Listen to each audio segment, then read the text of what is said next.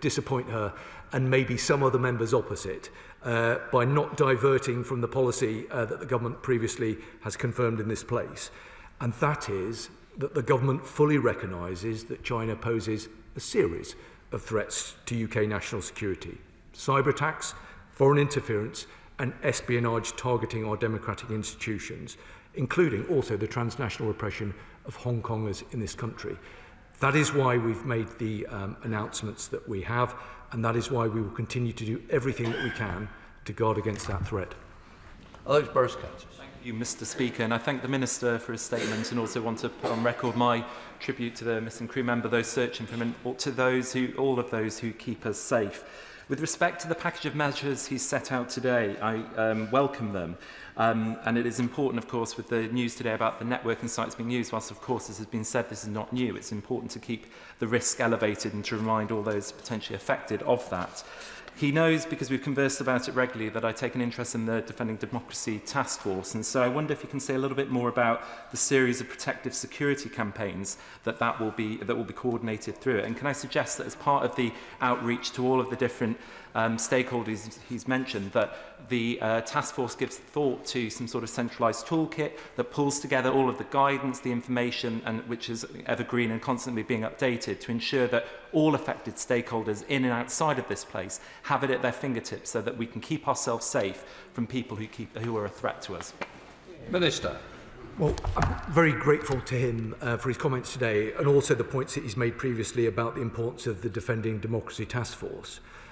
It wasn't a given that the government would necessarily continue in the way that the previous government, the previous security minister, had invested in the Defending Democracy Task Force. But I took the view, on good advice from my predecessor, that that was the best way, the fulcrum point, to coordinate that activity across government. And I think he was right about that. And that is why we've really invested in it as a process. That is why it is truly wired across government and law enforcement. That is why the Prime Minister recently renewed the mandate of it. And that is why I personally invest a very significant amount of time in it every single day, because I believe in the work that it is doing, and I believe it provides the right forum in order to lead this work, including the kind of work that the Honourable Member mentioned. The protective security campaigns, I think, are really important, because whilst most Right Honourable and Honourable Members are sensible and diligent members of this House, we have to ensure that everybody who might be at threat or at risk has the information that they need in order to make informed decisions. And that's why, on a number of fronts, we will up our game and make sure all of the necessary information is provided to the people who needed it. His point about the toolkit is a really good one. I will take that away, consider it, and come back to him. But I'm very grateful for his contribution. Tom Tugendhat. Thank you, Mr. Speaker. And if I may begin by saying to the Minister in his place, you're welcome.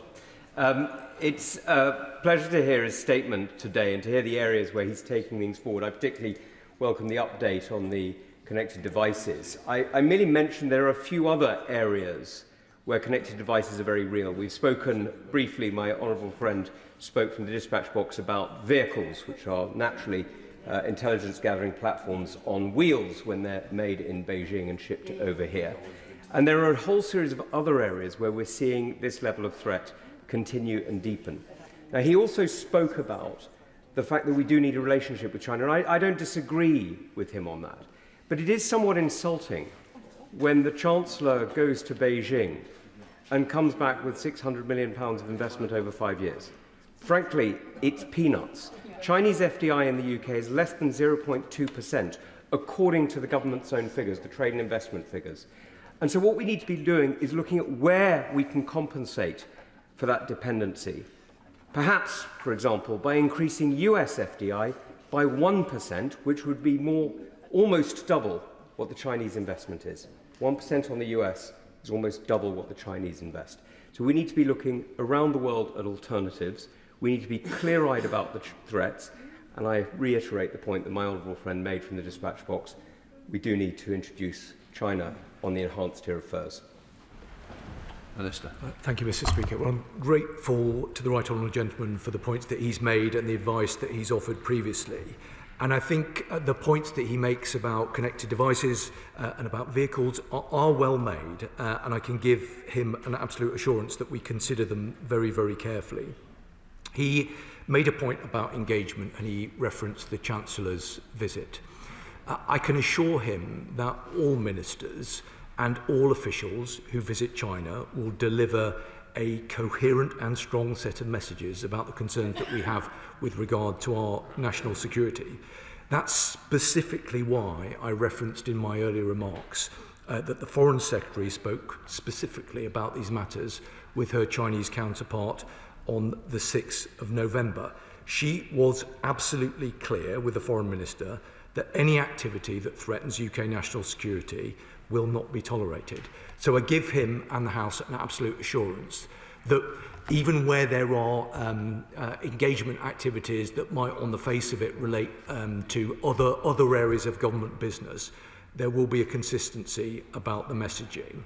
He will know, though, from his time in government, that in addition to the areas of cooperation and areas where there is a requirement to engage that I listed earlier, both within departmental responsibilities that sit in the Home Office, there is merit often in engaging with China on a range of matters that aren't necessarily particularly well understood.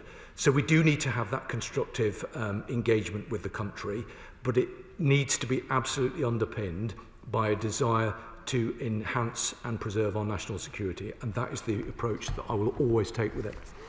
Emily Darlington. Thank you, Mr. Speaker. Firstly, can I thank the Minister for the strength of his message about our efforts to stop transnational repression of our constituents, including the Hong Kongers in Milton Keynes, and can we continue to have a dialogue on how my constituents continue to feel unsafe in the UK. I wanted to raise an issue that goes alongside Mr. Speaker's conference, which is the online world and how we protect and defend our democracy in that online space, particularly from foreign actors, state actors, their proxies and non-state actors who use the online environment to destabilise our democracy. I would ask, would he meet with me to talk about some amendments that I'm preparing for the elections bill to ensure that we do not have these threats online and we protect them as much as we protect ourselves from the threats offline? Minister. Well, I'm very grateful to her, and let me reiterate what I said previously about how completely unacceptable it is that any transnational repression takes place in this country, and the government will continue to stand with and support members of the Hong Kong community who've relocated here to the UK. She's right also to raise the important work done by the Speakers' Conference. And at the most recent meeting of the Defending Democracy Task Force, we looked carefully at the recommendations. There's a lot of very positive work that has been done by Mr. Speaker's Commission, and we will want to work very closely with him in order to deliver where we can on the recommendations. She's absolutely right to raise the importance of the online environment, and these are conversations that I'm having with colleagues across government, including with DCIT. In terms of the point about the meeting, she will understand that the particular piece of legislation is an MHCLG lead, but I'll make sure that she gets a meeting with the relevant minister, whether that is myself or a colleague in the other department. Clive Jones. Thank you very much, Mr. Speaker. In Wokingham, we have a really strong Hong Kong community. They tell me regularly how concerned they are about the growing threat of Chinese espionage and the influence in our politics. Many of them will have bounties levied on their heads. What is the Minister doing to ease the concerns of our Hong Kong community, especially my constituents, and what is he doing to protect them and to protect our institutions? Mr. Speaker, it's an entirely fair and reasonable point, and let me give him reassurances further to what I've already said today and on other occasions. The government will continue to stand with and support members of the Hong Kong community who've relocated here to the UK. I recently met with members of that community myself, specifically to discuss their concerns. The Defending Democracy Task Force is doing a lot of work on our response to transnational repression, but if he has any further concerns, I'll be very happy to meet to discuss them further. Sir Julian Lewis. does the government accept that China is a bad faith actor whose basic technique can be summed up by a single phrase, buy influence and build dependency? Isn't that exactly what's happened in our universities? Minister. Well, the Right Honourable Gentleman who speaks with great authority on this matter will know that I am limited in terms of the way in which I can describe the nature of the relationship, and I've given him the characterisation as I think it's appropriate. We do have to be a bit pragmatic in terms of the world that we live in. We have to do what we can to secure our national security, whilst at the same time ensuring that we are engaging in a way that is advantageous to our country and our economy. Any government, the previous one, this government, has to balance those sometimes competing interests, but this government will do it in a way that always makes sure that we safeguard our national security. Sir Ian Duncan-Smith. Mr. Speaker, I'm great respect for the Minister himself, but I must say that listening to what he has said today, bringing forward this whole issue of the China espionage case, following on from the Collapse spy case, following on from the Christine Lee case, and the other spying that took place here in the House, doesn't he look back at this and think this is peculiar? Because we've got Hong Kongers here in the UK, now with bounties on their heads, threatened daily by China, dragged into illegal police stations. And then the Minister talked about all the other things, threats to our democracy, threats to our industry, cyber threats through IoTs, threats to our universities, and threats to our MPs who are sanctioned and who daily have to face these challenges. Doesn't that make a bit of a mockery of the idea that China is not a continuing threat and that they are not now in the upper tier of furs, as my honourable friend from the Dispatch Box called for? Surely it is time. The number one priority for a government is defence of the realm.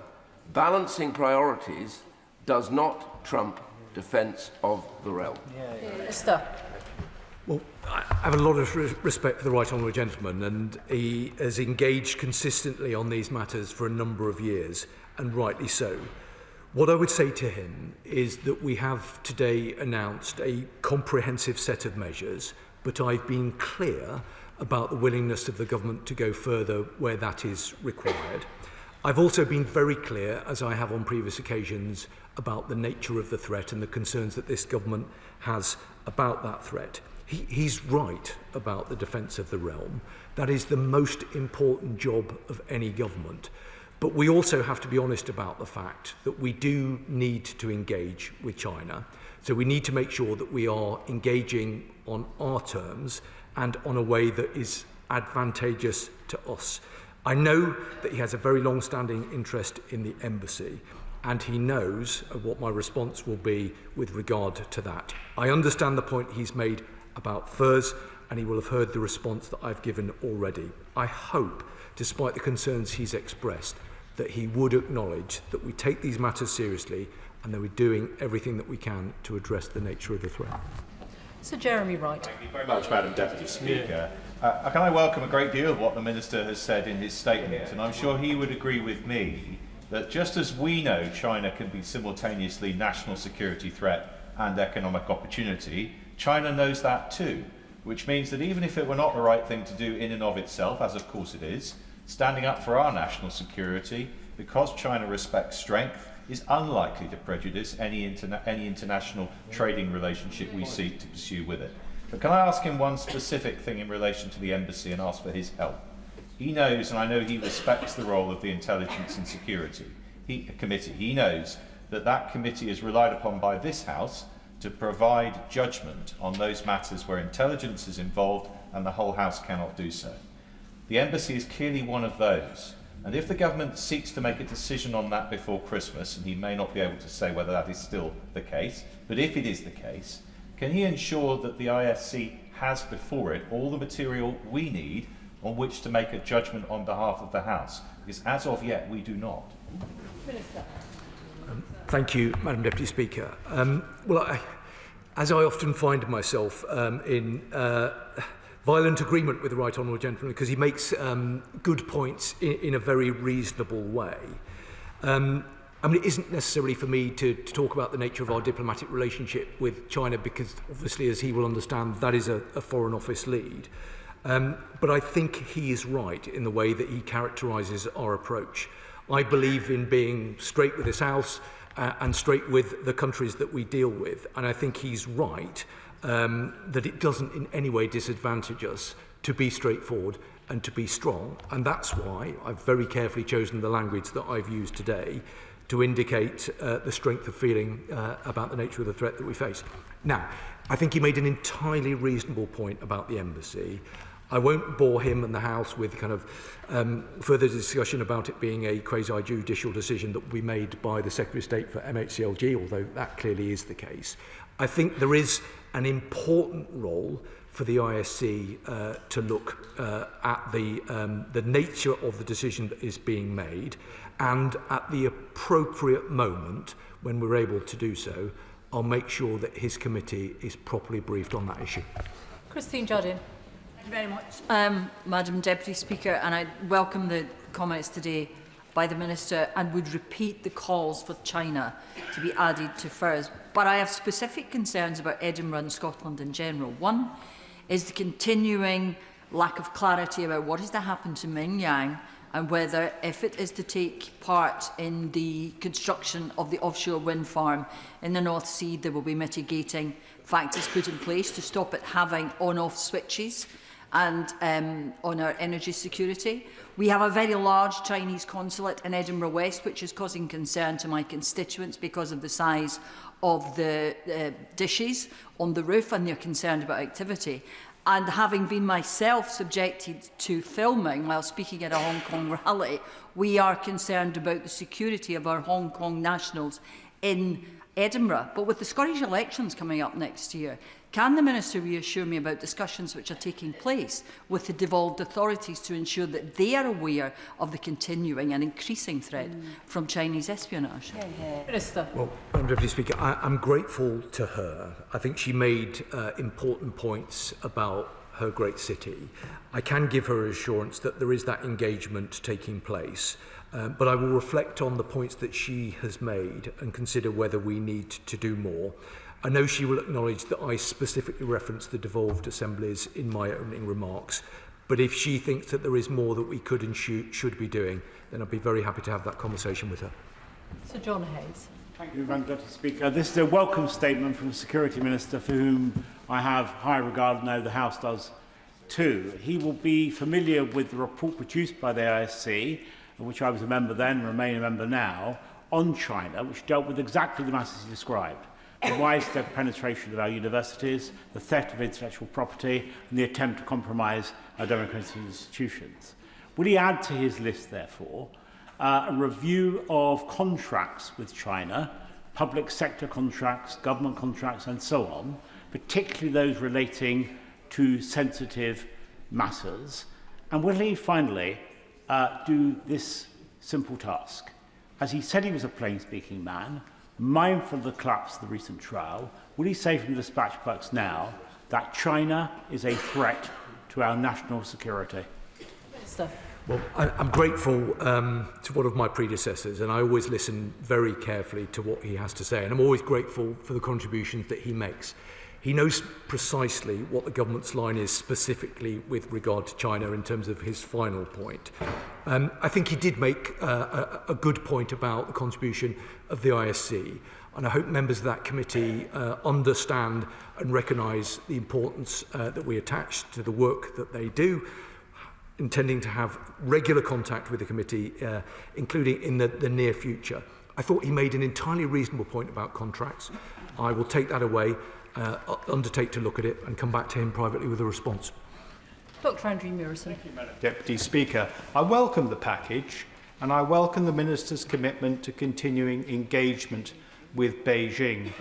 But does he share my concern that you can't reason with a tiger when your head is in its mouth, and that we are rapidly approaching that position because of the stranglehold that China has over this country by virtue of our reliance on critical minerals and rare earths?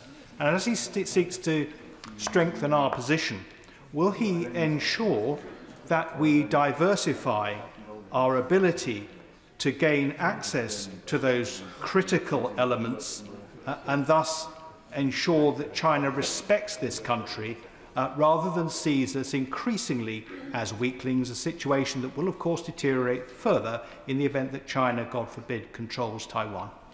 Minister. Well, I'm grateful to him, as I always am. I'm conscious of now being joined on the Treasury bench by the Foreign Secretary, so I'll have to be extremely careful about what I say now in terms of the characterisation of the relationship. But I can say to him, and I hope this will provide some reassurance, that the government will be bringing forward a critical mineral strategy. That's led by DBT, but clearly there'll be significant input from the Foreign Commonwealth and Development Office. I hope he understands how seriously we take these matters. I understand why he characterises the relationship in the way that he does, but I know, as a former minister himself, that he will understand that there is a degree of practical reality about how we manage that relationship. Yes, we make sure that we underpin our national security, but yes, we also have to engage in other areas. It's important we do that in a clear-eyed way, and that is how the government will proceed. Can I encourage the remaining members and indeed the Minister short questions and short answers, please? There's an important statement to come and a very heavily subscribed debate. Chris Law. Deputy Speaker, our devolved nations, our local authorities and our educational institutions are not adequately being made aware of the risks that China poses, as evidenced in this weekend's Sunday report by David Leask. Now, the Ministers mentioned briefings with devolved governments, guidance for candidates and a closed event with University Vice-Chancellors, but will he ensure that these are not one-off events and that there will be continuous and up-to-date flow of information from this day forward? And can I also ask for an urgent meeting with the Minister on behalf of myself and for our SNP group?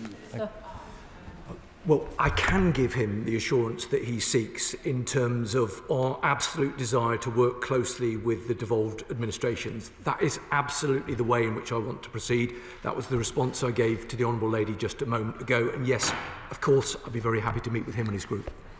Chad. Thank you, Madam Speaker. Isn't it clear that the threat from China is becoming deeper and wider and more serious? And whilst I welcome the Security Minister's statement today, is it not the case that this statement has not a single deterrent in it, as highlighted by the Shadow Security Minister on the front bench?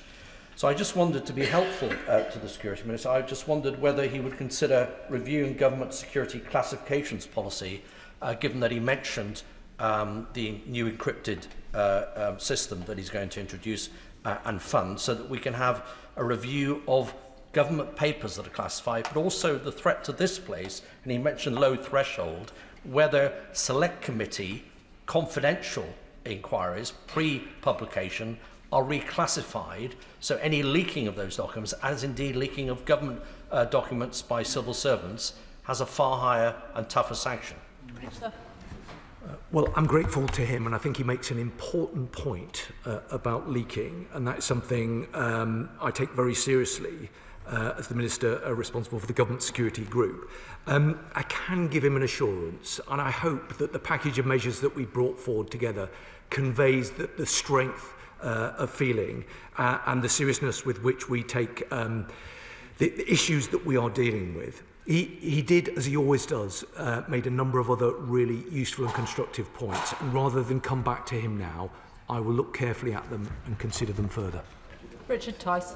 Thank you, Madam Deputy Speaker. It is not a coincidence that just a few weeks after the collapse of the China spy case, that MI5 is now issuing this major espionage alert. China smells weakness. And with regard to the embassy, Minister, whilst you say it's the decision for another minister, the reality is this is a strategically important decision by this government on behalf of the British people. And does the Minister understand the British people will be shocked if planning consent is granted, and China will also smell weakness? Well, what I can say to the Honourable Gentleman is that this is a strong package of measures that we've announced today, but I've also been crystal clear about our determination to act further where that is necessary. I think that is the right approach. It is an approach that will mean that we are best able to guard our national security, whilst at the same time engaging with China on other areas of policy, including illegal migration. Griffiths. Thank you, Madam Deputy Speaker. The Minister stresses the importance of mindset. So can he tell me if it was a failure of mindset which underpinned the failure to secure a prosecution of 2 alleged Chinese agents, and why parliamentarians should now trust that he has the mindset to keep us safe? As I said in the House yesterday, and as she will understand, I hope, and as Right Honourable and Honourable Members will understand, these were not decisions that were taken by the government. These are decisions that were taken independently by the Crown Prosecution Service, which are rightly independent of government. What the government has done today is bring forward a strong package of measures, and I hope that she and her colleagues will support them. Tom Gordon. Thank you, Madam Deputy Speaker. I previously mentioned that the Joint Committee on Human Rights report into transnational repression specifically singled out China for the most comprehensive TNR campaign of any country within the UK. The report called for China to be on the enhanced tier of FPVs. If all those actions that the Chinese government are taking in regards to espionage, bounties on people's heads, and the clear attempts to subvert democracy don't qualify them to be on that enhanced tier, then doesn't this undermine the scheme? Well, firstly, let me say I do very much appreciate the work of his committee, specifically with regard to the report that they published on transnational repression, and I know that he will note that we responded fully to that report. He makes the point about FPVs, and I understand why he does. He knows what the government's position is at this particular moment. I spelt it out earlier on. FPVs is an important tool, and we will carefully consider how best to use it. John Cooper. Thank you, Madam Deputy Speaker. The Chinese General Sun Tzu said that the opportunity to defeat the enemy is presented by the enemy himself. Are we not presenting an opportunity for defeat when members of our military ride around in Chinese cars? And why on earth is this government facilitating secretive trade trips to Beijing for members of the Scottish Government? Well, Sun Tzu said a number of things. And perhaps that they lend themselves to a debate all of its own. I'm not aware of the specific point that the Honourable Member has made, but I'm very happy to look into it if it would be helpful to him. Richard Ford. Thank you, Madam Deputy Speaker. According to media reports, university administrators at Sheffield Hallam told a professor of Chinese studies that she would have to abandon her research. This followed a separate defamation lawsuit against Sheffield Hallam University, as reported by the BBC. Now, I appreciate that the Minister cannot comment on the specifics of that case, but will the government do more to support universities in resisting so-called SLAPs, the strategic litigation against public participation? Yeah. I'm grateful to him. I think it is worth me being clear about the importance that this government attaches to academic freedom. We're incredibly proud of our universities, and as a Yorkshire MP, I'm incredibly proud of Sheffield Hallam University, as I am Sheffield University. That's in part why we made the announcements that we have today, and why we will be holding what I think provides a very good opportunity to engage with Vice-Chancellors to look carefully at the nature of the challenges that they are facing and support them in responding to those challenges. Ben Obsijekti. Speaker. The Honourable Gentleman knows the answer. We are looking carefully at whether other countries should be added to the enhanced tier, but we will take that decision in due course and bring it forward in the normal way. That's what the Security Minister said when I asked him for the 4th time last month why China isn't included within the enhanced tier of the Foreign Influence Registration Scheme. So for the 5th time of asking in as many months, I'm hoping the Minister will offer some clarity this time. Given the range of measures he's just announced, what would it take for the government to deem China to be a threat? And therefore, when will he assess whether China should be added to the enhanced tier? Well, Madam Deputy Speaker, I admire his perseverance and patience on this particular issue. Unfortunately, I'm going to disappoint him by referring him to the answer I gave previously. Jim Allister. Can I take the Minister back to devolved issues? In the case of Northern Ireland, international trade, quite rightly, is a reserved matter. Yet last Wednesday in Belfast, the Chinese government, no less, hosted a major investment conference in collaboration with the local Department of the Economy, with 120 Chinese companies, including Huawei, ZTE and BYT. And at the conclusion of it, signed a strategic cooperation framework agreement with InvestNI. How is that possible when international trade is a reserved matter, and will this government finally closely examine the operation of the Stormont Executive and its collaborations with China? Well, I'm grateful to him. I can say to him that I was in his part of the world just a couple of weeks ago, and we take very seriously the importance of engaging with the devolved administrations. I'll look carefully at the points that he has made and reflect on them, and if he wants to discuss them further, I'd be very happy to do that. Jim Shannon. Madam Deputy Speaker, can I thank the Minister very much. I think we are greatly encouraged by the steps that the government are taking. But having chaired an APPG, one of the ones, and some of the members here close to me are all members of that, we had our website hacked, stories were replaced, and also having conversations that we have been under surveillance by the Chinese government whilst in Northern Ireland. I'm so glad that the Minister has acknowledged this wide-scale threat. While pouring money into security is good, there is clearly a ramification to trade outcomes for those Chinese agents involved in espionage. The message today, as a consequence of the recently mishandled court case, can never be repeated. And I ask the Minister this question, that our language is set, our defences are raised, and that we're not to be trifled with by any foreign powers, certainly not by the Chinese government. Well, I'm grateful to him, as I always am, and I hope that he sees the commitment that this government has in terms of ensuring that we are best equipped to engage against the nature of the threats that we face. That's precisely why I've brought forward this package of measures. That is why I've been crystal clear about the requirement potentially to go further in certain areas.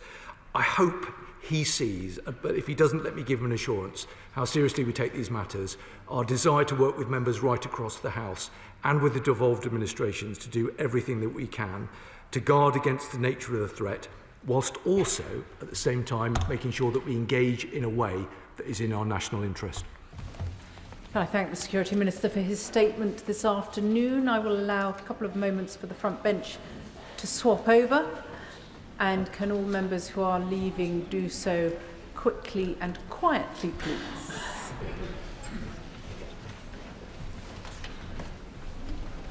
Which brings us to a statement on Gaza and Sudan. The Foreign Secretary. Thank you, Madam Deputy Speaker. I want to update the House on two of the world's gravest conflicts, in Gaza and in Sudan.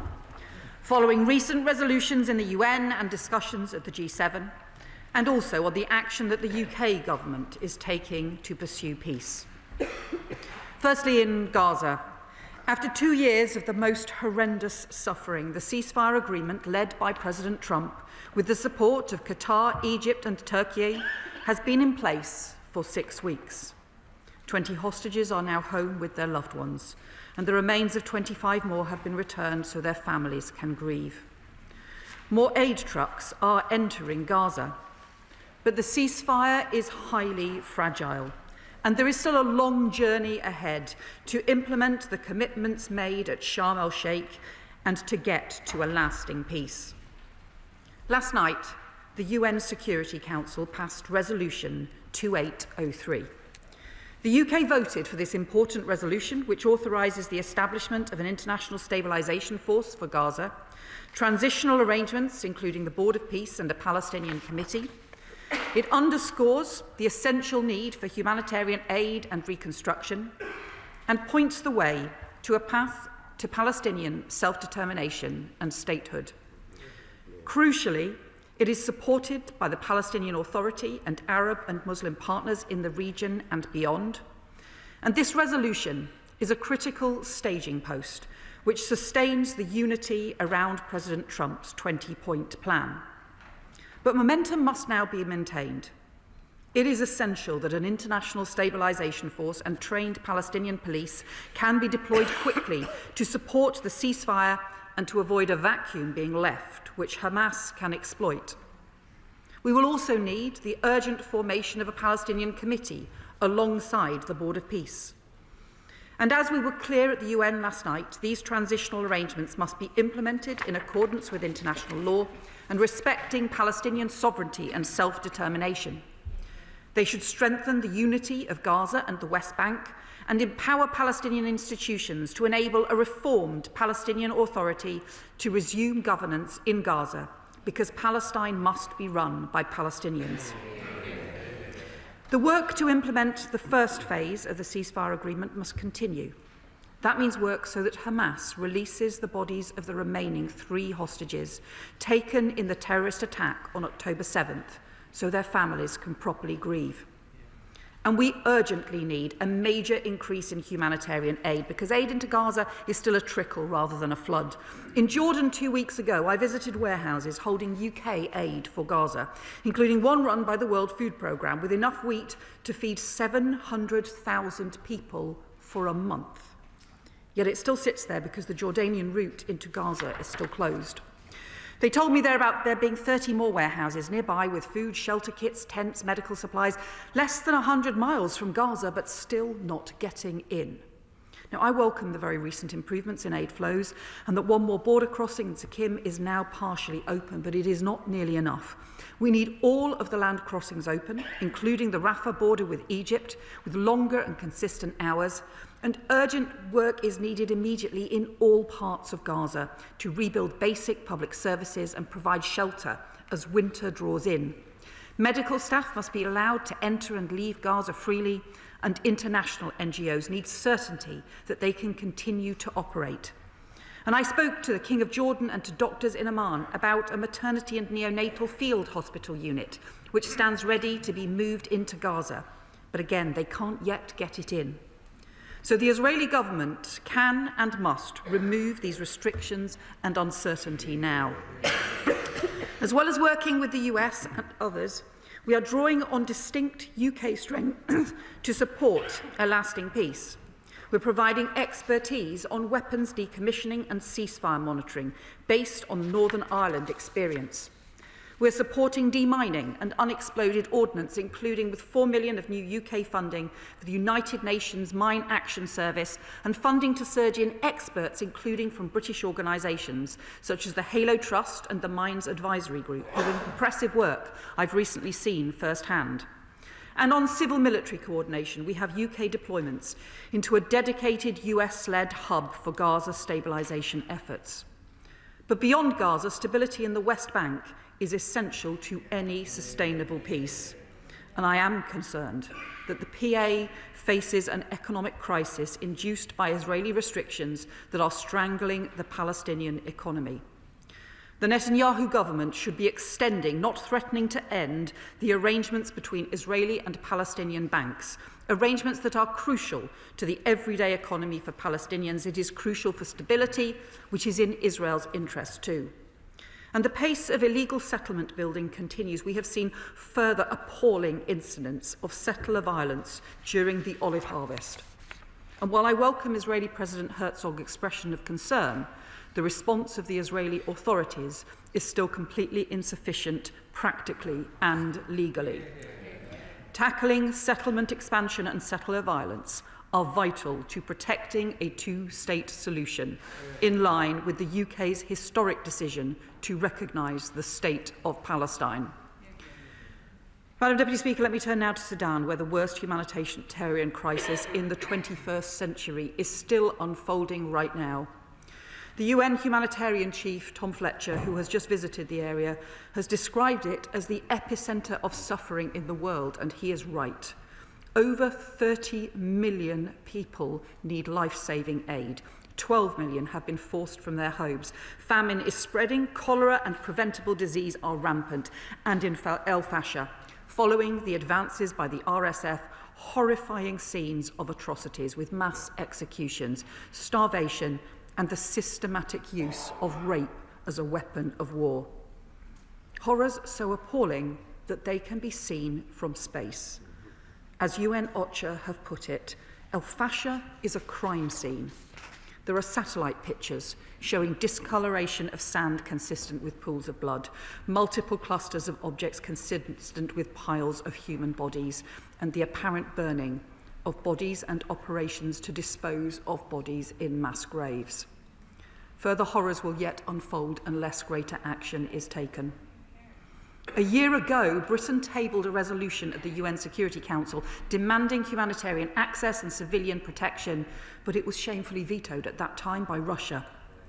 6 months ago, at our London Sudan conference, the UK brought together international partners and secured £800 million in funding, but the situation continues to deteriorate, including with North Kordofan now under threat and fighting moving to El Obeid. We need a complete step change in efforts to alleviate suffering and bring about peace. That means more aid to those in need, where the UK has committed over £125 million this year alone, delivering life-saving support to over 650,000 people, treating children with severe malnutrition, providing water and medicine, and supporting survivors of rape. But the challenge is still access. The RSF still refuses safe passage to aid organisations around El Fasher. The SAF is bringing in new restrictions which stand to hinder aid. Both sides must allow unhindered passage for humanitarian workers, supplies, and for trapped civilians. We are urgently pressing for a 3-month humanitarian truce to open routes for life-saving supplies. But aid will not resolve a conflict willfully driven by warring parties. So we desperately need a lasting ceasefire underpinned by serious political process. At the Manama Dialogue Conference in Bahrain 2 weeks ago, I called for the same intense international efforts to address the crisis in Sudan as we have seen around Gaza. At Niagara last week, I joined our G7 partners in calling for an immediate and permanent ceasefire, the unimpeded access of humanitarian aid, and for external actors to contribute to the restoration of peace and security. We're engaging intensively with the Quad countries, the UAE, Saudi Arabia, Egypt and the United States, who have now together called for an immediate humanitarian truce and an end to external support and arms that are fuelling conflict. And I strongly support Secretary Rubio's latest comments regarding the need to end the weapons and support that the RSF is getting from outside Sudan. And last Friday, the UK called a special session of the United Nations Human Rights Council, in which a UK-drafted resolution was passed securing an international consensus for an urgent UN inquiry into alleged crimes in El Fasher, because impunity cannot be the outcome of these horrifying events. We need to make sure teams can get in to investigate these atrocities and hold the perpetrators to account. And I've instructed my officials to bring forward potential sanctions relating to human rights violations and abuses in Sudan. Madam Deputy Speaker, the UK will play its full part to ensure it is the Sudanese people, not any warring party, that determines Sudan's future. Wars that rage unresolved do not just cause untold harm to civilians, they radiate instability. They undermine the security of neighbouring states. They lead migrants to embark on dangerous journeys. So we are striving to meet those urgent humanitarian needs, striving to secure not just the absence of conflict, but the presence of lasting peace. And from Gaza to Sudan, that can only be done through international cooperation and through countries coming together for peace. I commend this statement to the House. Shadow Minister Andrew Rossendale. Thank you, Madam Deputy Speaker, and I thank the Foreign Secretary for advanced sight of her statement. His Majesty's opposition welcomed the passing of the US drafted resolution at the United Nations Security Council yesterday. The US has shown consistent leadership on the Middle East, and for that we are grateful. Hamas must now release the final 3 deceased hostages. We keep their loved ones and their families of all deceased hostages in the forefront of our thoughts. We cannot even begin to imagine what trauma they have endured. Madam Deputy Speaker, key to yesterday's resolution was a mandate for the International Stabilisation Force. But can the Foreign Secretary set out exactly what Britain's contribution will be to that force? The government speaks about the need for the force to be deployed quickly to avoid potential power vacuum being filled by Hamas. So, what is Britain's contribution? Are we looking at technical assistance, the sharing of expertise or intelligence, funding, action on the ground, or all of the above? It is important that the Foreign Secretary is clear and precise about these details. Can she also update the House on which countries are expected to participate and what their contributions will be? Of course, the removal of Hamas from power and its full disarmament are vital if we are to turn this ceasefire into a sustainable end to the conflict and the cycles of violence. Following yesterday's vote, what practical contribution is the UK going to make to these efforts? She will be aware that there are several points in the US President's plan specifically on this. So where does the UK dock into those initiatives? And has the Foreign Secretary identified which areas the UK will focus on as a contribution to the broader transitional day after plan? Can she at least confirm that a fundamental curriculum and educational overhaul in Gaza and indeed the West Bank will be a key focus? We have seen huge strides elsewhere in the Middle East in this domain. This must now be a moment of reckoning for the curriculums in the OPTs. It is vital that we are to build a sustainable peace. Regarding the immediate humanitarian crisis in Gaza, what practical actions is the Foreign Secretary undertaking with the government of Israel to achieve the surge in aid for innocent civilians that we all want to see? Specifically, which crossings does she believe will need attention? What is the quantum of designated British aid that is not getting over the border into Gaza? And have specific proposals and solutions been conveyed by the British side to the Israeli government counterparts on how to address the bottlenecks that we all want to see resolved? Now, turning to the situation in Sudan, Madam Deputy Speaker, in Al Fasher and elsewhere, we continue to witness atrocities, suffering and human misery beyond words, all in plain sight of a watching world. Accountability must be administered. In the immediate term, the UK should be trying to spearhead a step change in the level of pressure on the warring parties to agree a comprehensive ceasefire. As my right honourable friend, the Shadow Foreign Secretary, has argued, we need heavy new sanctions on key operators and action to deter entities, individuals and businesses who support continues to sustain the conflict. Will this be forthcoming, and what discussions is the Foreign Secretary having with counterparts in the US, the EU, the Sudan Quad and others on this?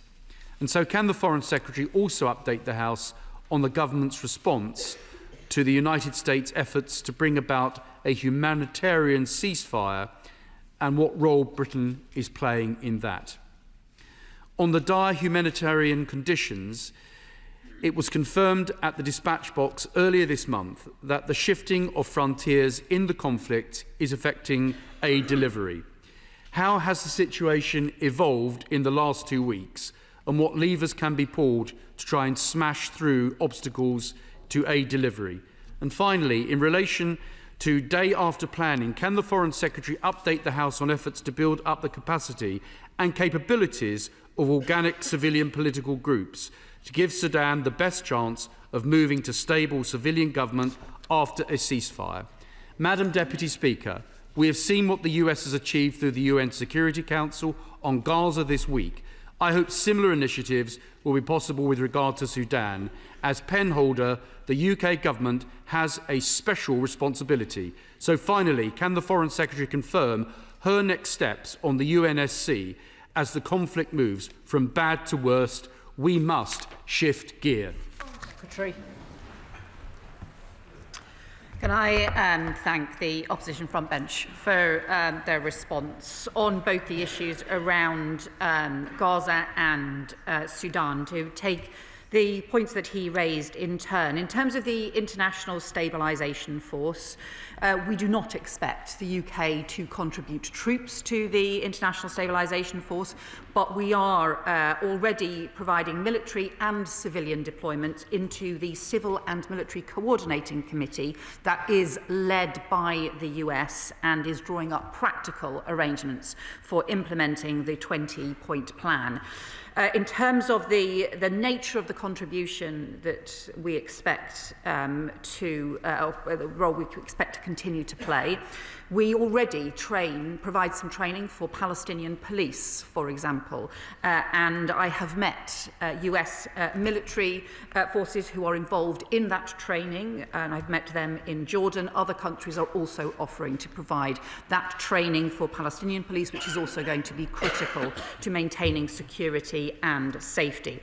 We've also offered expertise around decommissioning, because it is an area where, through the Northern Ireland experience, we also have experience and expertise, and particularly most immediately around demining capabilities, both in terms of funding and in terms of expertise in that area as well. He also raised the issues around curriculum reform. I completely agree with him. This needs to take place. This is a crucial part of the Palestinian Authority reforms, and I have discussed this directly with President Abbas, and the importance of maintaining the commitments that the Palestinian Authority has made to curriculum reform needs to be essential, both in terms of the occupied territories and also in Gaza, and both in terms of the West Bank, and in terms of Gaza as well. In terms of the practical issues around the opening of crossings, we want to see all of the crossings opened. We want to see restrictions lifted. Again, the coordinating committee, which has the UK presence, is working directly with the Israeli government to seek to improve access and both the monitoring and also improve the arrangements in order to get more aid through. But I do continue to urge swifter action to be able to get that desperately needed aid in place. In terms of the Sudan issue, I welcome his support for sanctions. I have had personal direct discussions with all the members of the Quad, including most recently with the Secretary of State, the US Secretary of State, Marco Rubio, last week, and I know how strongly he also feels about the terrible, horrendous atrocities that are taking place in Sudan now, and we will continue to offer our support to that process. In terms of aid delivery, based on what the UN and Tom Fletcher have been saying, it looks as though not only the routes, some of the routes in are currently completely inadequate, so there is both security that is needed to be provided, but also infrastructure in order to get the desperately needed scale of aid in. We will need to look at air routes in as well as the truck routes in. And then he is right as well to point to the need for the organic support for Sudanese organisations, civilian organisations. It is crucial ultimately that we have a transition to a civilian administration in Sudan, an end to the horrendous fighting that we have seen, the horrendous abuse, the horrendous sexual violence we have seen, with reports on all sides of that kinds of those sorts of atrocities taking place.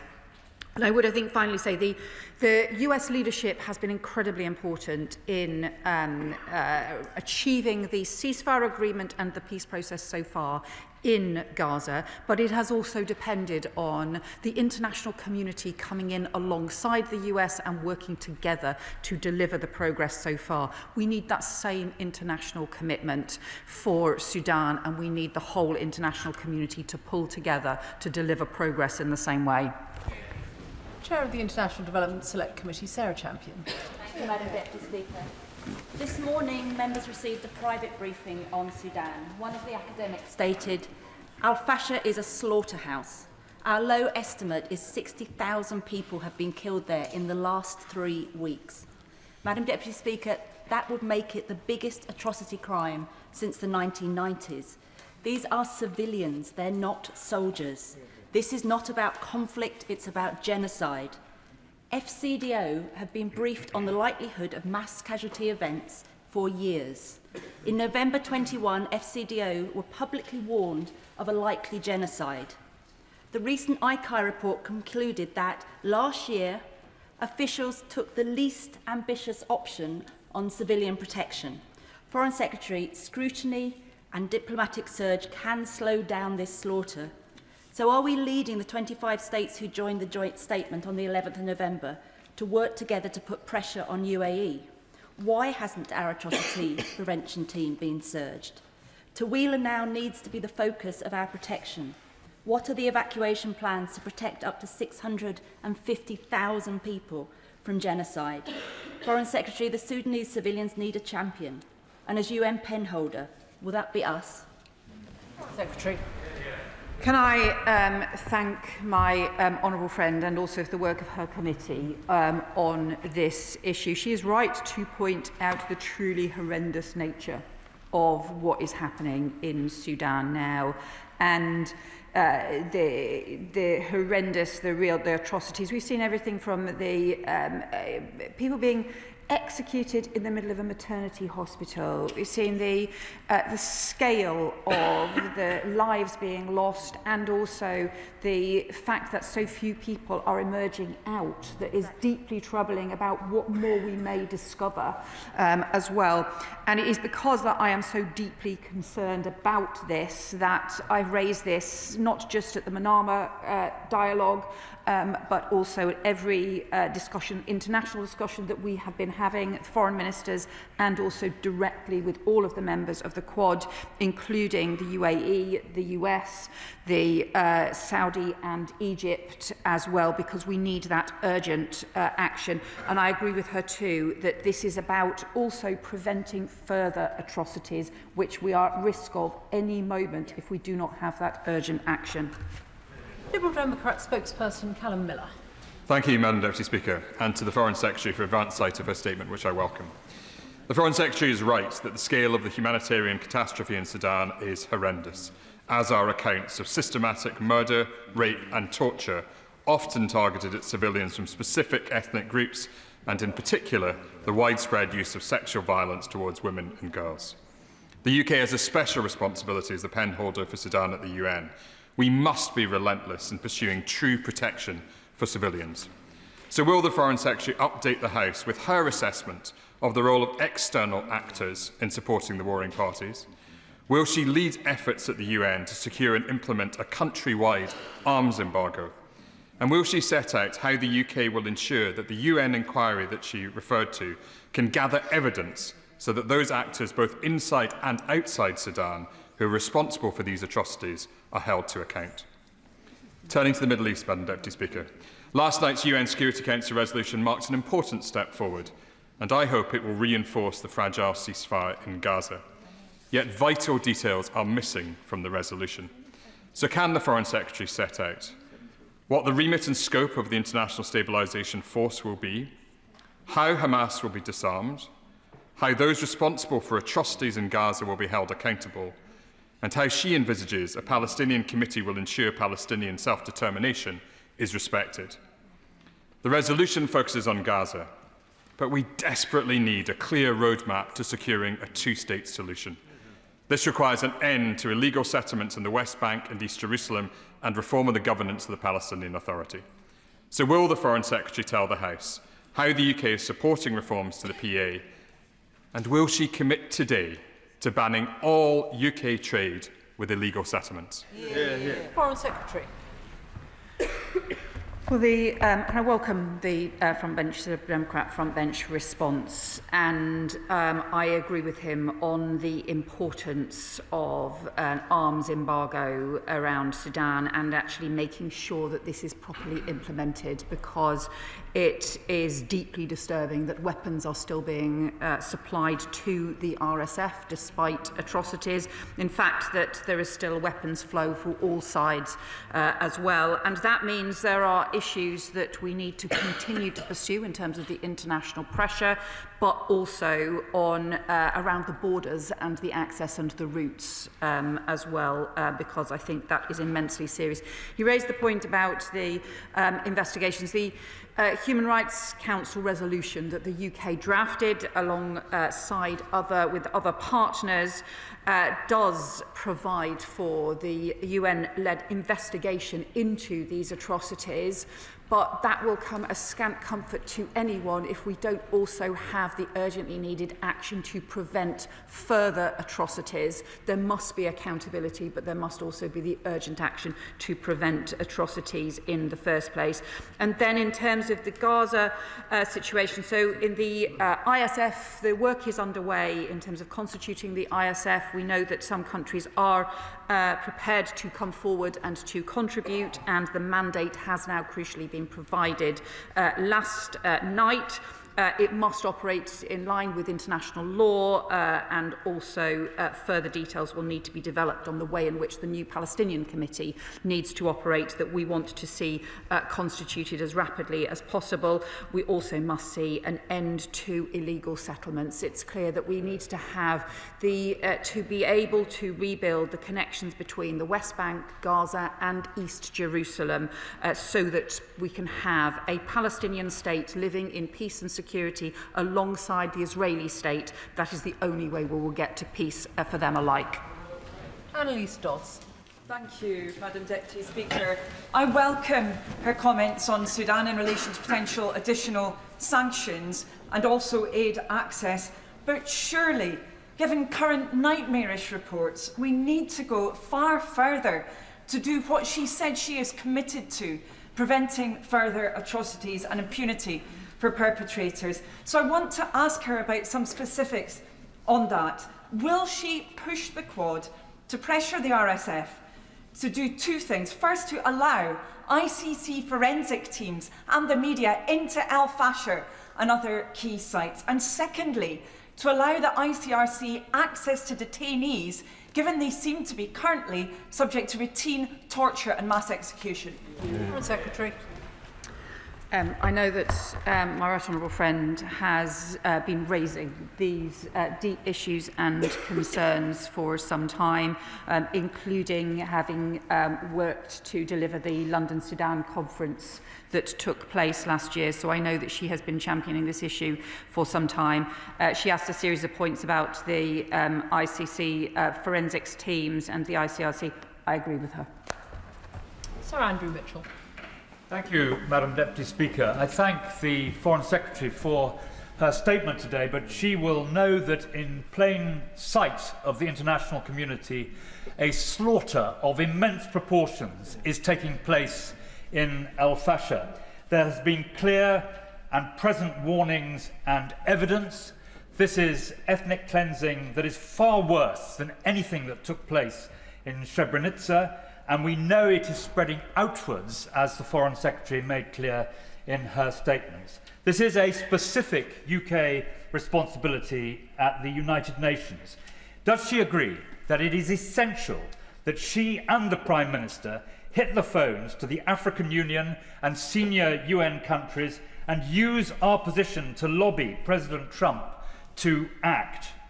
We piously intoned, in this place too, never again on solemn occasions each year. Does she agree that it is happening again, in plain sight, before our eyes, and there is no effective plan to end it? Again, I know the honourable member has been a champion for the civilians and people in Sudan in the face of the most immense suffering for a long time. I agree with him on the points that he makes, that there is simply not yet the kind of urgent plan that we desperately need for Sudan. I think that, bluntly, the international community has failed for far too long, has turned its back for far too long.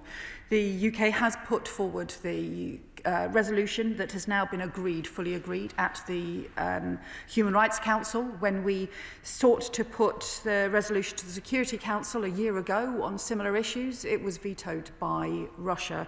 We have sought to increase aid, but the fact is, if the aid cannot get in because of the continuing conflict, then aid is simply not sufficient. We do need the same intensity that we have had around Gaza, and rightly had around securing peace in Gaza. We need that sustained intensity of effort now right across the international community for securing peace, at least starting with a humanitarian truce in Sudan. It is urgently needed, and I can assure him that this is a topic of every phone call that I am having, not just with the Quad, but more widely. David Taylor. Deputy Speaker, and I want to associate myself with the remarks of the chair of the Select Committee that I'm also a member of, and others who have spoken about the horrors unfolding in front of our eyes. We've heard reports that Tawila is next, and there are 650,000 people there.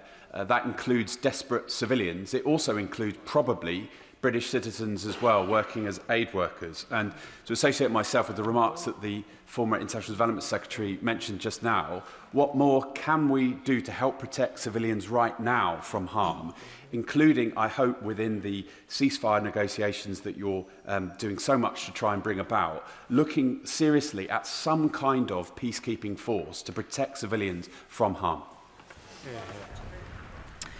Can I also thank my honourable friend? I know he has championed this issue for a long time, and thank him for the continuing work on the Select Committee as well.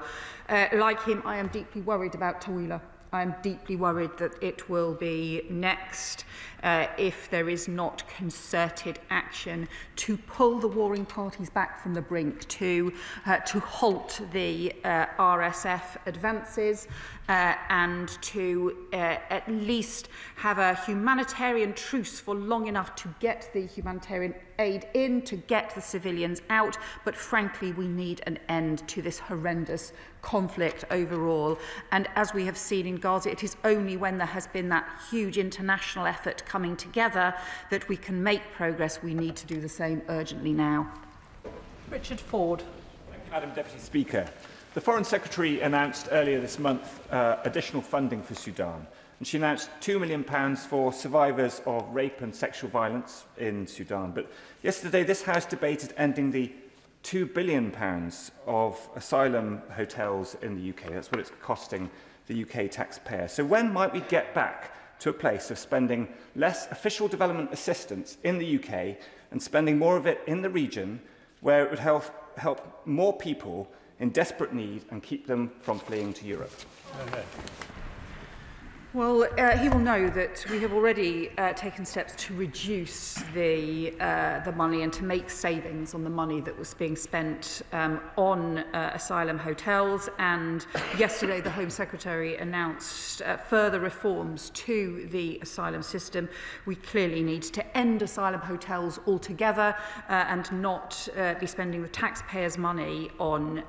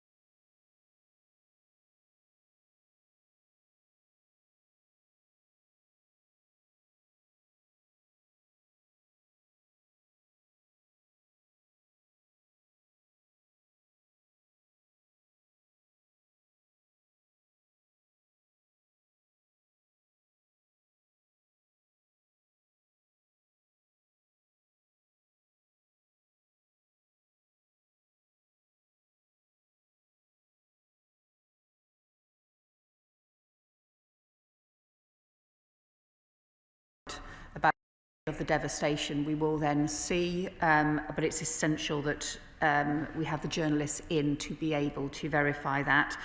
On the issue about the RSF, we have identified there's work done by the UN which identifies a range of different routes and sources of arms, but he will also know that there is a right, it's important that not just the Quad members, but other players that I think he is probably aware of as well, also need to be held to account and need to be involved in the process of ensuring arms do not get into Sudan.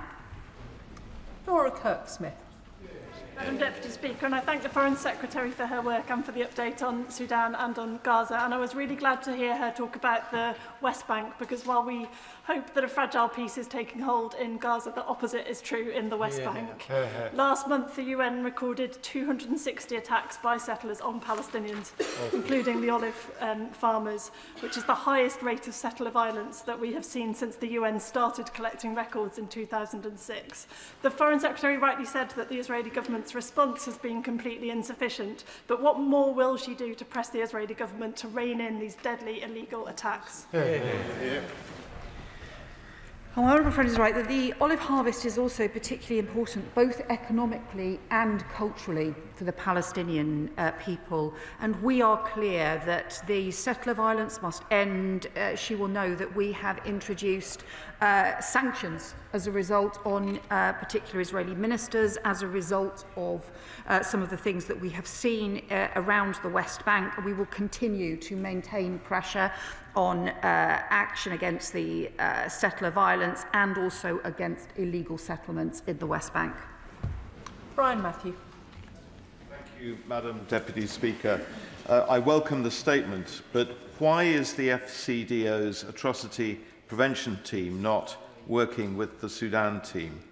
Our briefing on El Fasher this morning gave a minimum estimate of 60,000 murdered thus far by the RSF in El Fasher, with bodies being buried by bulldozer. El Obeid is likely to be the next, and Tawila camp is expected to be attacked on Christmas Day. This is the worst human atrocity since Rwanda. The Prime Minister and the Foreign Secretary need to call it out for what it is, mass murder, and engage with the UAE to see it stopped and trade ended if it is not. Thank you. Like him, I am very worried about El Obeid and also Tawila as well, and preventing further atrocities. I have discussed the issues in Sudan and the huge humanitarian risks with the UAE and also with other members of the Quad as well. It is essential that we maintain the maximum pressure through the Quad and beyond from the whole international community as well. And I know that is something that the US, who are also part of the Quad, are extremely keen to do. Rachel Maskell. Thank you, Madam Deputy Speaker, and I do thank the Foreign Secretary for the focus she's putting on Sudan. We certainly know from the horrific bloodshed in El Fasher that the RSF have got their sights, as we've heard, on Tawila and then onto Khartoum itself. We have got to stop those atrocities from occurring, and we know that it is being fuelled by the supply of weapons via the UAE, including Chinese drones and mercenaries which are coming through the UAE as well. Can she set out a bit more detail about the talk she's having with the UAE to stop their supply, which is fuelling this conflict?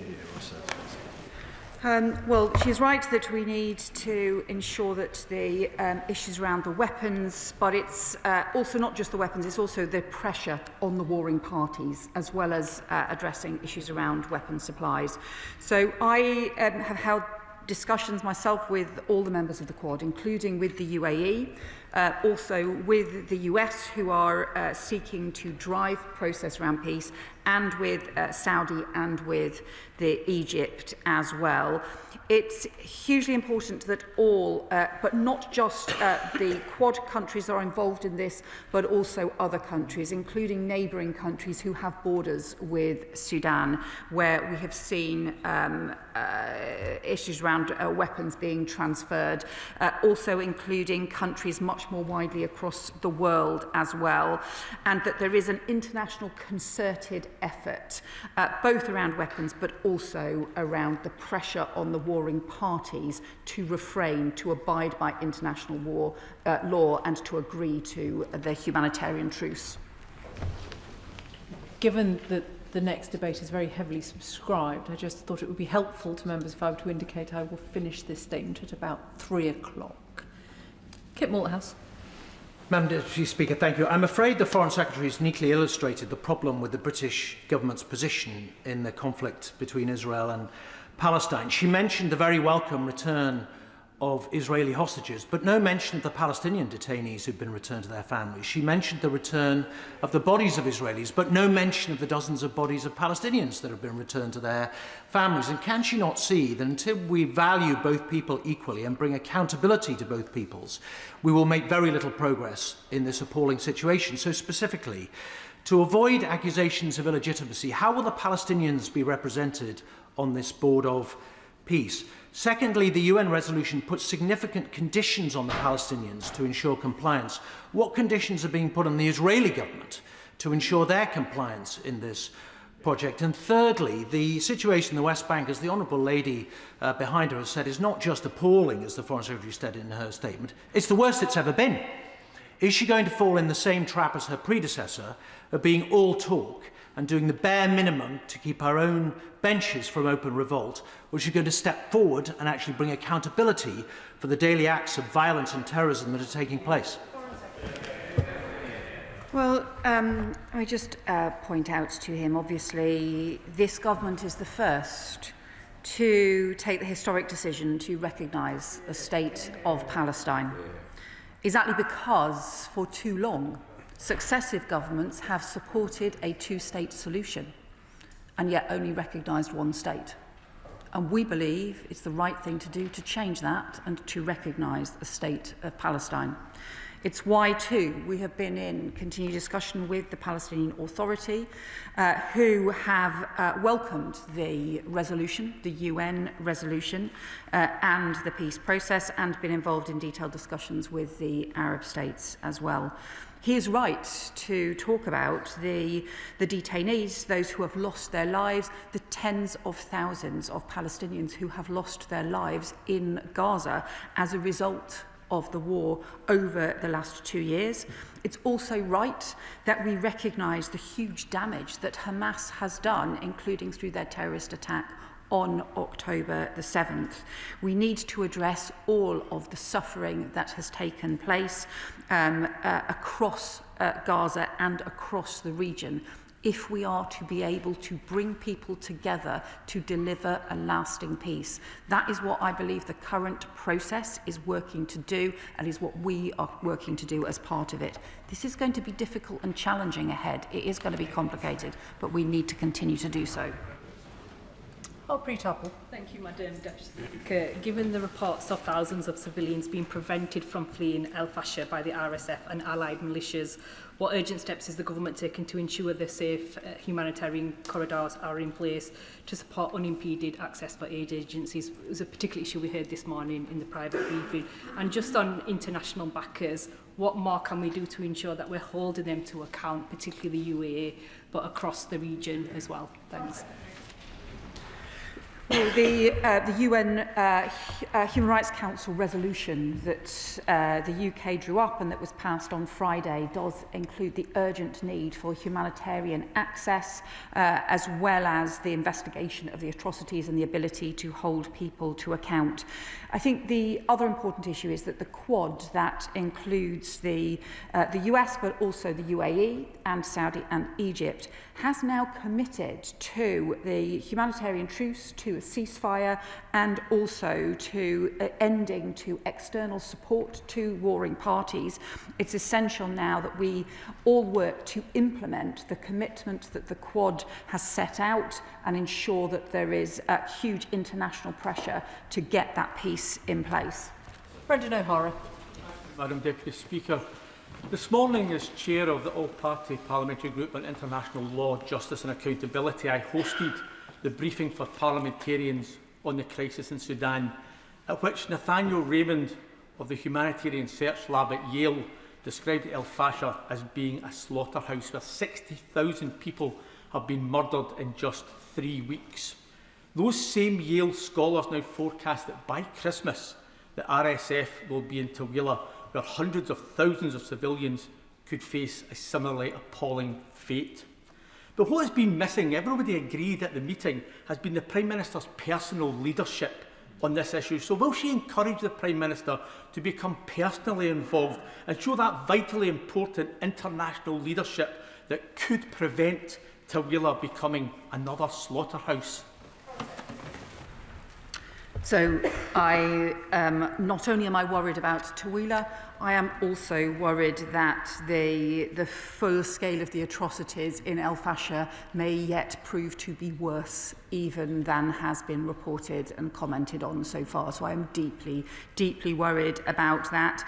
In terms of the Prime Minister's engagement with this, I would say to him is that when I was appointed to this role and also previously in the months before that, the Prime Minister had highlighted personally the importance of Sudan as being one of the central areas that we needed the UK government and the FCDO to focus on because of the scale of the atrocities, including the work to lead the London Sudan conference in April of this year. Before many people were raising concerns about Sudan, this government has been consistently highlighting the humanitarian risks. But the reality is that the situation is still getting worse and we need that international support for action. Please, can I encourage members to ask short questions and short answers, please? Foreign Secretary Stella Creasy. Thank you, Madam Deputy Speaker. Can I thank the Foreign Secretary for her very strong and principled leadership about conflict resolution. On the International Stabilisation Force, I wonder if she can update us. She'll be very aware of the heavy rains and flooding that we've now seen in Gaza. She's absolutely right about the importance of getting food in, but there are reports that the Israelis are blocking mobile homes and tents. So can she say some more about what we're doing when they say that a dry night is a luxury? And just on this point about war crimes and investigation of war crimes, clearly the future of Gaza is also about a truth and reconciliation process. Will the ICF play any role in that, please? So the first issue on the need for shelter, and this is particularly becoming acute as we move towards winter. And we know that some of the warehouses, for example, that I saw in Jordan have in them the winter supplies, including the tents, including shelter. And of course, there's going to be a much bigger reconstruction effort needed to properly restore homes for Palestinians across Gaza.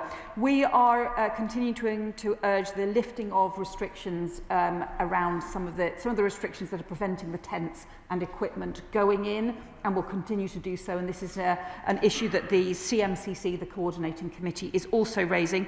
She is right to raise issues around accountability, but she will also, I'm sure, agree that the most immediate issue is to ensure that the peace is in place, and the immediate task of the International Stabilisation Force will be to sustain and monitor peace in Gaza so that the IDF can withdraw from Gaza. David Mundell. Thank you, Madam Deputy Speaker, and I very much welcome the Foreign Secretary's proactive statement, and I hope that will be the pattern of engagement with Parliament going forward. In addition to the horrendous atrocities that she and others have detailed, the World Food Programme have identified that 700,000 people face catastrophic hunger conditions in the coming months in Sudan. So we really do need that step change, but we need some evidence of it. So can she be clear that the exchanges with the UAE have been robust and that there are real efforts to engage the African Union?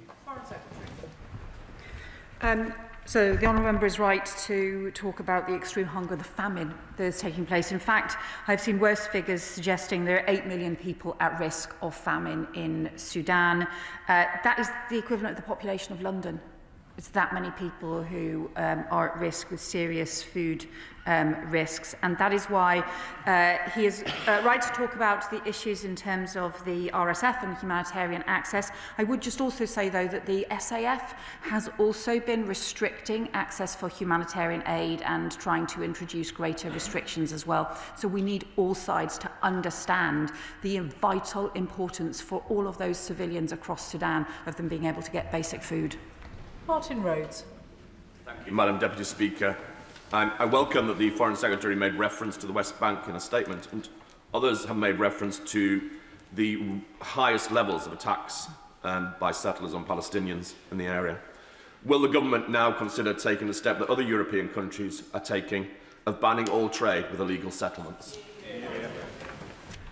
Well, he will know that my predecessor had already taken steps to prevent, to halt the free trade discussions that were underway, and also to introduce sanctions for particular Israeli ministers who, as a result of some of the things that were happening in the West Bank.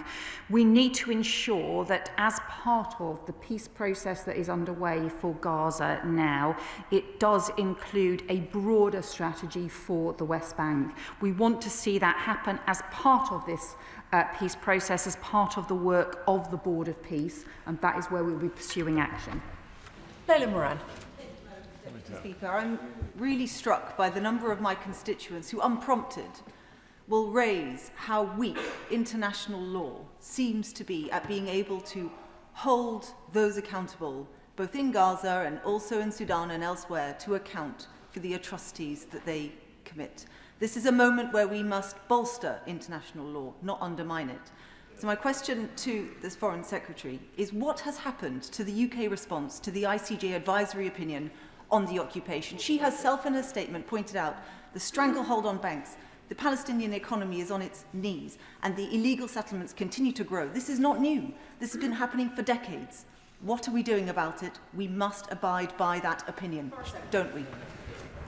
Well, she will know that is the advisory position from the ICJ. We take immensely seriously, and we will always look at any issues around international law, including advisory positions as well. And I think the greatest progress that we can make in terms of upholding international law right now is to ensure that this peace process for Gaza and also more broadly for the West Bank remains on track, that we can have a process towards a two-state solution. And we did make clear as part of our representations at the UN last night that all of this needs to be implemented in line with international law. Helen Hayes. Thank you, Madam Deputy Speaker. The Foreign Secretary spoke in her statement of Israeli restrictions strangling the Palestinian economy. These are not restrictions, they are the strategic attempts to undermine the viability of Palestine by illegal settlement, harassment, intimidation, murder and displacement of Palestinians from their land. Illegal settlements are still being fuelled by UK funds through trade in illegal goods and services that are produced there. This is completely unacceptable. So can I call on the Foreign Secretary to introduce a full ban on trade in goods from illegal settlements in the West Bank, and further sanctions, extending the sanctions already introduced on organisations such as the Israel Land Fund to halt the flow of resources that are making this illegal activity possible? Well, she's right to raise concern about the scale of the illegal settlements and also the way in which they have been expanding, but also the settler violence and, to, I would add to that, the withholding of funds to the Palestinian Authority that are also desperately needed. As I've said, we have already introduced the additional sanctions and also the restriction of the free trade agreement process. What we also need to do critically now, just as progress is being made on Gaza, is ensure that we have a broader process to include the plans for the West Bank and also for a two-state solution. We have continually raised this as part of the discussions and will continue to do so. It is important that the UN resolution does provide very clearly for that journey towards Palestinian statehood, for it to have the support of so many countries now, including the US, for that process is really important. Mark Pritchard. Thank you, Madam Deputy Speaker. Can I also welcome the passing of UN Resolution 2803? The Foreign Secretary mentions a two-state solution. Given the current Prime Minister of Israel doesn't seem particularly keen on a two-state solution, is that not a problem going forward for a permanent and lasting peace in the region? And on Sudan, isn't it the case that Russia are deliberately destabilizing Sudan? They have a self-interest through the Wagner or so-called Africa Corps group in Sudan, seeking to mine out gold and to take out oil. So what action can the British government take against those who are supplying the supply chain, getting those minerals out? First, on the issue around the position of the Israeli government, we clearly strongly disagree with the Israeli Prime Minister on this. But I would just also say Israel has signed up to President Trump's 20-point plan. And it is important that the 20-point plan is implemented, which includes recognition of the importance of Palestinian statehood as well. And on the wider issue, we had the most evident, overt nature of it with Russia vetoing the UK resolution on Sudan 12 months ago. And did that openly in the UN. He will know our continuing concern about Russia's engagement in a whole series of conflicts. Paul. Deputy Speaker, can I welcome the leading role the UK has played at the United Nations, both in trying to corral international action on the slaughter and the sexual violence in Sudan, but also on the international leadership we've shown in recognising the state of Palestine, an historic recognition, as she's acknowledged. But can I thank her also for her personal commitment and her personal action in getting sick and injured Palestinian children to British hospitals? And can I ask her, can she tell us what more the UK can do, given the NHS expertise, in rebuilding healthcare in Gaza itself?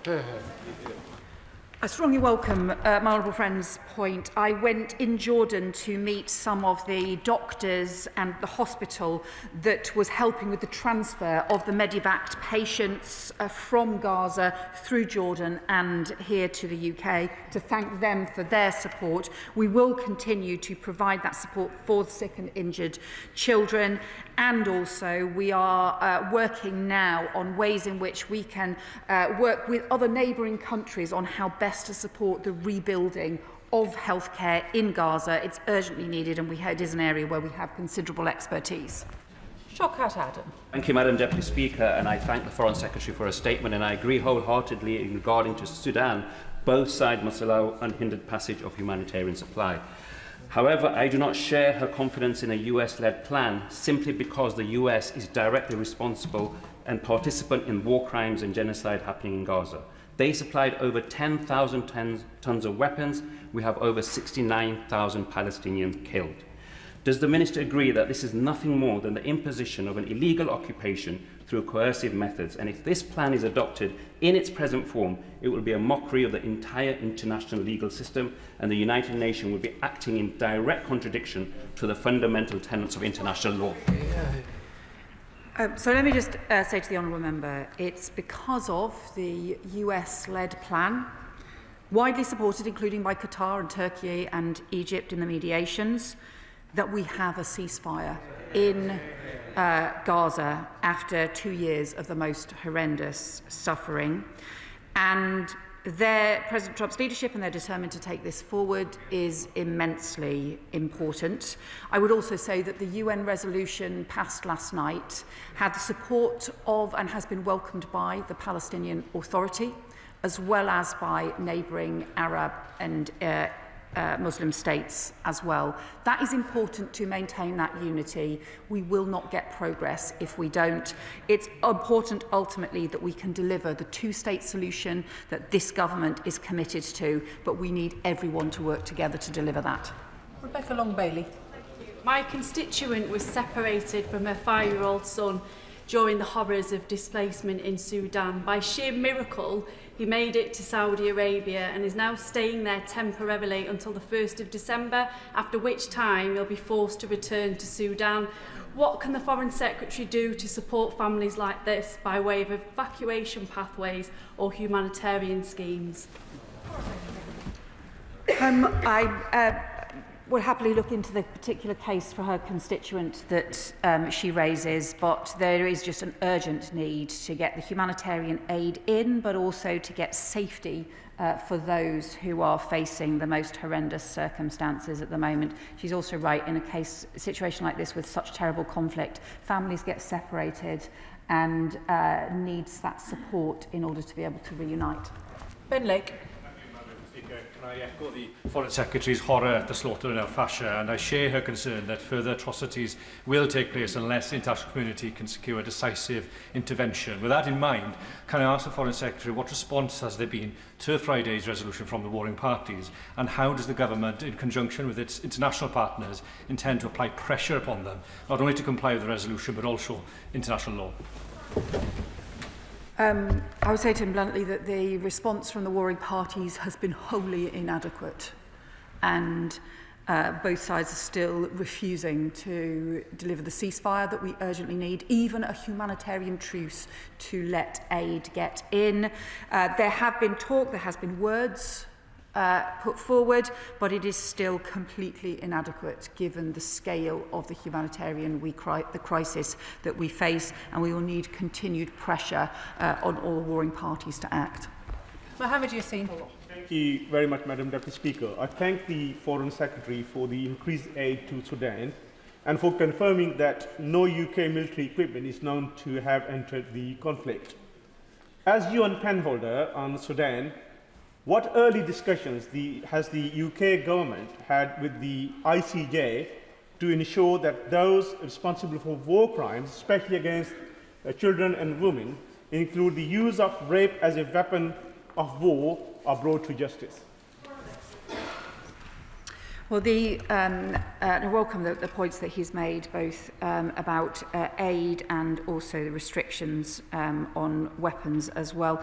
The approach that we have been taking, we earlier this year secured the renewal of the UN fact-finding mission, because the first stage is to ensure that there is evidence, and then most recently the Human Rights Council resolution on enabling a full UN investigation into those atrocities.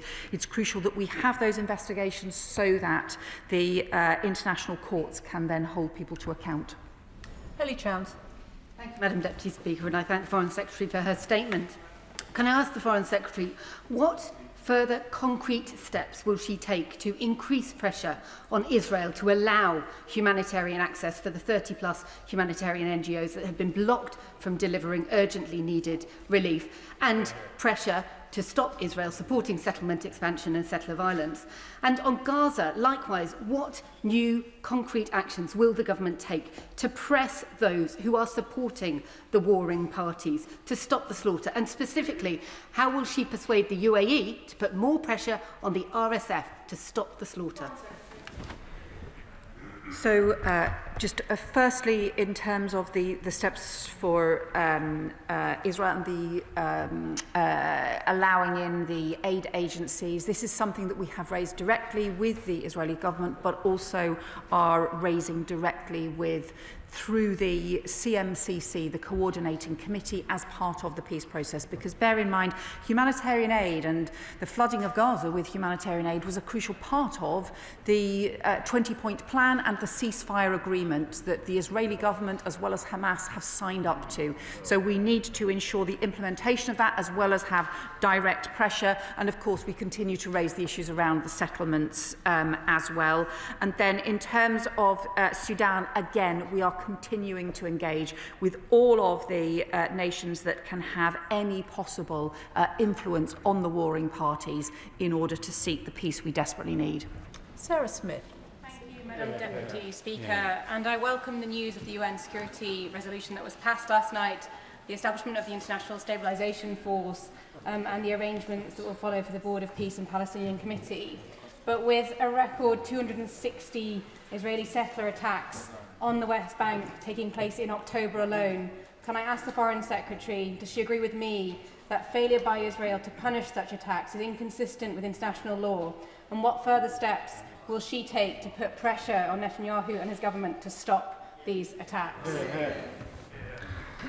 I welcome the points my honourable friend made, because look, we obviously have the deep concerns about illegal settlements. They are illegal and should not be taking place, but also about this escalation of settler violence and the need for strong Israeli law enforcement action against the settler violence, as well as withdrawing from this approach to settlements as well. Jeremy Corbyn. Thank you, Madam Deputy Speaker. Could I ask the Foreign Secretary in future not to link two statements together in one, so we can actually seriously examine one subject? And is she satisfied that the British arms and equipment sales that go to the United Arab Emirates don't end up in the hands of the RSF and don't end up as being part of the ghastly conflict in Sudan, which is fundamentally about people trying to grab the mineral resources of that country?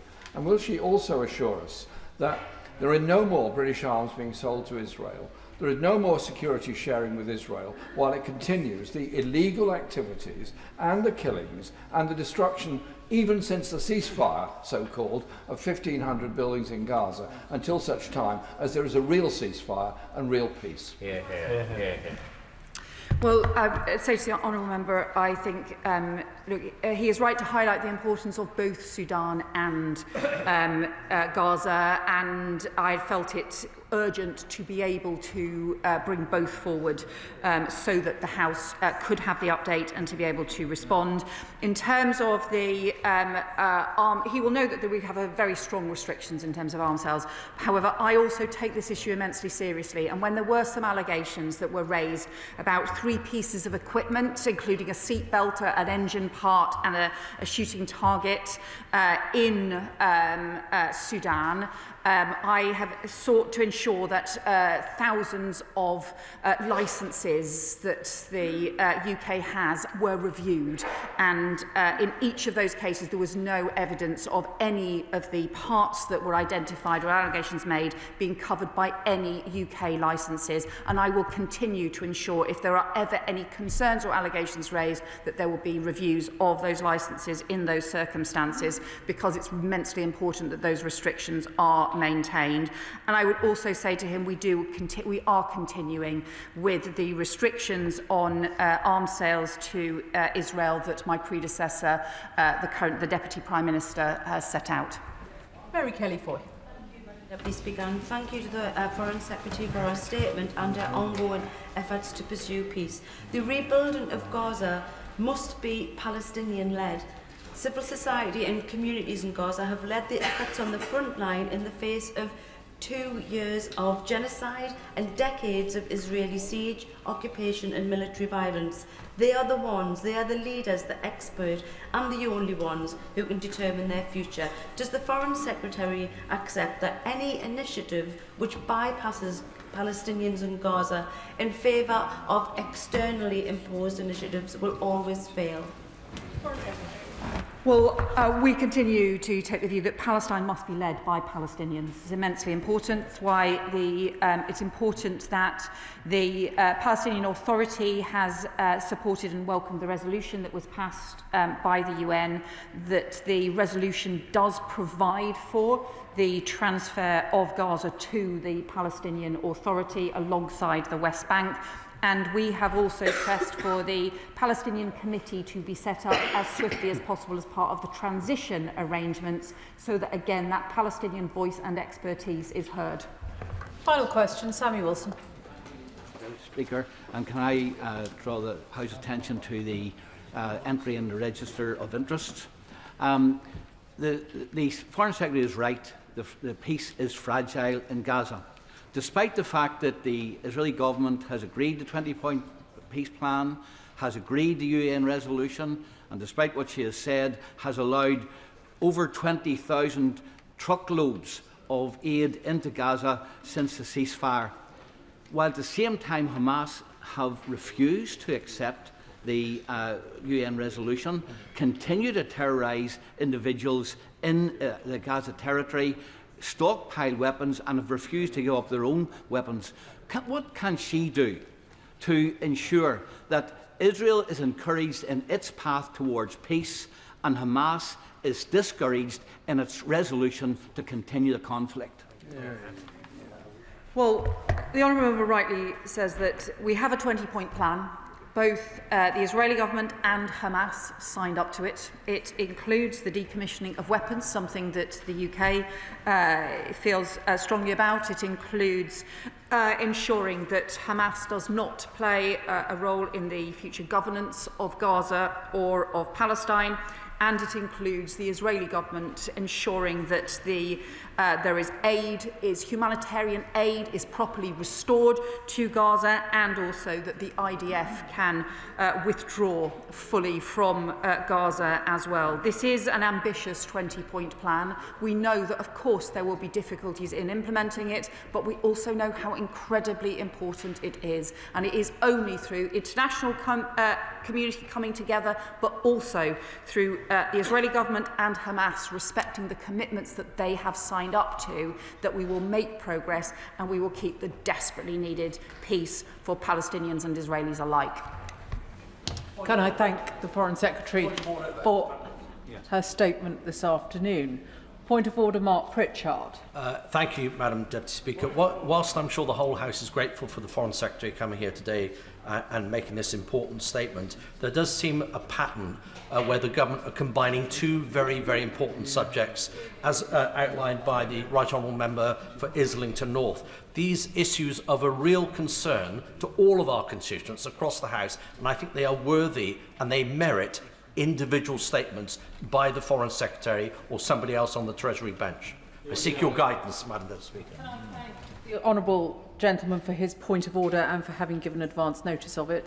He will, of course, be aware that the combination of statements is not a matter for the Chair. That is, the government determines statements, but I'm sure that the Foreign Secretary has heard his comments this afternoon. Point of order, Alicia Cairns. Thank you, Madam Deputy Speaker. Scrutiny in this House requires timely and meaningful engagement by ministers with shadow front benches. Disappointingly, as Shadow Safeguarding Minister, responses from the member for Birmingham Yardley have been woeful. An average of 48 days per letter written to them. At worst, the longest response was 97 days. When I was chaired the Foreign Affairs Committee, my own government responded within 10 days to all letters received. So can I ask what advice you can kindly give on how we get responses as front benches in a dutifully and timely manner? I thank the honourable member for her point of order. Members should receive timely responses to their correspondence with ministers, and it is disappointing to hear she has experienced such a significant delay. Ministers themselves are responsible for the timeliness of their response, and I hope the Treasury bench will have heard her concerns and pass them on to the relevant department. Honourable members may also wish to raise their concerns with the Leader of the House at business questions every Thursday. Point of order, Seamus Logan. Thank you, Madam Deputy Speaker. I seek your advice. I currently have a number of written questions which are overdue for a response from DEFRA ministers. In total, these amount to 15 written questions, 14 of which were due by the end of October, and one response which was due on the 5th of November. 6 of my 15 questions were tabled as named day questions. As written questions are one of the ways in which members can hold the government to account, and with perhaps as many as 100,000 civil servants based in London, I would ask if you have any advice on what members can do when replies from departments are not forthcoming. Can I thank the honourable member for his point of order, and he is right to say that written questions are an important way in which members may hold the government to account. As he will have heard me say earlier, ministers themselves are responsible for the timeliness of their responses, but I hope the Treasury bench have heard his concerns and will pass them on to the relevant department, I think in this case DEFRA. Both the Leader of the House and the Procedure Committee may also take an interest in these matters, and so the honourable member may wish to raise his concerns with them. Point of order, Helen Maguire. On a point of order, Madam Deputy Speaker, during my remarks last week I stated the Queen Elizabeth Foundation for Disabled People had entered administration when this process hasn't begun yet. I also noted the loss of 48 NHS beds when these beds belong to the charity and are occupied by patients referred to them by the NHS. I apologise for any confusion and may I take this opportunity to once again share my disappointment that the Queen Elizabeth Foundation for Disabled People will be closing after 90 years of delivering its vital service. Can I thank the Honourable Lady for advance notice of her point of order? She has corrected the record as she did this time last week.